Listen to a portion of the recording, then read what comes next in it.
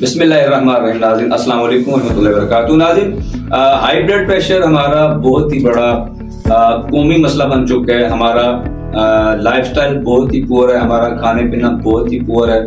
हम लोग बिल्कुल बेतरतीब जिंदगी गुजार रहे हैं, जंक फूड अंदर जा रहे हैं, बोतलें अंदर जा रही हैं, तेज स्पाइसी खाने अंदर जा रहे हैं और राज्य के सुस्त, राज्य के हडराम, राज्य के निकम्मे कोई ऐसा होता है हमारी एक्टिविटी हो कि हम वो जो पहलवानों वाला खाना खा रहे हैं हम उसको डाइजेस्ट करें, ऐसा कुछ नहीं है। हम लोग खुद से डॉक्टर बने हैं, हमने कोक पीनी है, पेप्सी पीनी है, सरप्राइज स्टिंग पीनी है, डकार आ गया, बस जैसा हो गया।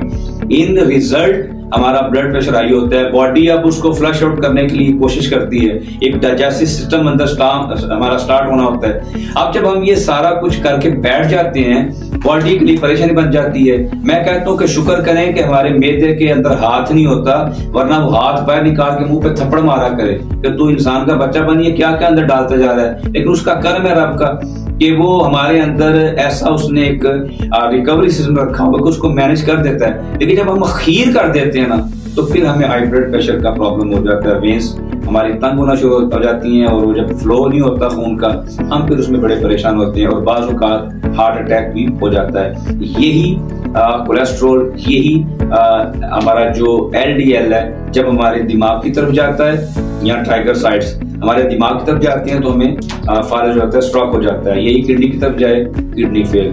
यही हमारे जनाब जिगर पे चला जाए, हमारे जिगर का इशू बन जाता है। बड़ी खतरनाक चीज है। रीजन मैंने बता दी, इसको साइलेंट किलर भी कहा जाता है, खामोश कातिल भी कहा जाता है। सबसे पहले अल्लाह ना करे अगर किसी को ये मसला बन गया, अपनी खुराक ठीक करें, अपना लाइफस्टाइल एक्टिव करें। अब आ जाते हैं जी, हो गया मसला, चक्कर भी आते हैं, इसमें भी बार दफा सर दर्द होता है। ये निशानियां कुदरत ने रखी हुई हैं और इनको पहचानना चाहिए। जिस समय होने वाली जो हरकतें होती हैं उनको फील करना चाहिए कि ऐसा क्यों हो रहा है। अब आ जाते हैं जी, ऐसा हुआ तो हम फौरन इसको कैसे ठीक करें। हाँ, सबसे पहले तो आप अनार का जूस पिए, इंशाल्लाह you will feel much better. Medication की तरफ ना जाएं, खासतौर पर अंग्रेजी दवाइयों से मैं आपको मना करूंगा, प्लीज अपने ऊपर रहम करें, ना खाएं। और एक तो आप ये करें कि आप सल्लल्लाहु अलैहि वसल्लम आप इसको अनार के जूस को पिए, आप देखेंगे कि इंशाल्लाह 30 मिनट्स के अंदर आपका ब्लड प्रेशर नॉर्मल हो जाएगा। अब एक थेरापी है, बड़ी स्ट्रॉन्ग थेरापी है, बहुत जबरदस्त किस्म की थेरापी है। आपने क्या करना है कि आपने डीप ब्रीथ करना है। डीप ब्रीथ मतलब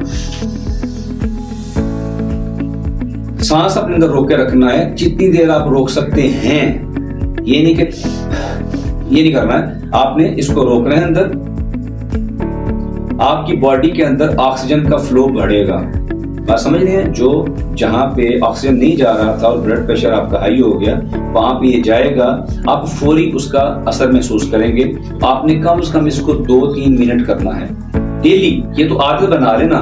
मेरा अल्लाह का शुक्र है मुझे मसला नहीं है, लेकिन मैं अपनी एक्सरसाइजेस के अंदर मैंने एक चीज भी रखी हुई है। मैं वैसे साथ में अल्लाह का जिक्र कर लेता हूँ, मैं इस तरह अल्लाह बोल लेता हूँ, अल्लाहू बोल लेता हूँ, कुछ भी कर लेता हूँ। मतलब कि करना ही है ना, सांस ही लेना है ना, तो उसका जिक्र करके ले लो।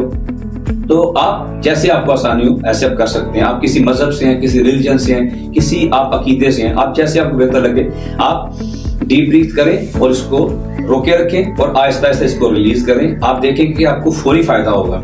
लेकिन चूंकि मसला आपका उधर ही है, आपने अपने उन रीजंस को भी खत्म करना है। खुदा ना खास्ता इन 2 चीजों के बाद भी अगर आप 8 दिन 10 दिन में फर्क नहीं पड़ता है तो आप हमसे राब्ता करें, हमारे दुआओं का तशरीफ लेके आए, हमारे साथ व्हाट्सएप पे राब्ता करें। मैं प्रॉपर गाइड करूंगा, डायग्नोज करूंगा, मेडिकेशन दूंगा, खाने पीने का तरीकाकार होगा, परहेज होगा, वजीफा होगा। अल्लाह ने चाहा तो आप दुआएं भी देंगे और आगे लोगों को रेफर भी करेंगे। जिस चीज की ना समझ लगे दोबारा पूछ लिया करें। अल्लाह मेरा आपका आमीन। बहुत शुक्रिया। अस्सलाम वालेकुम।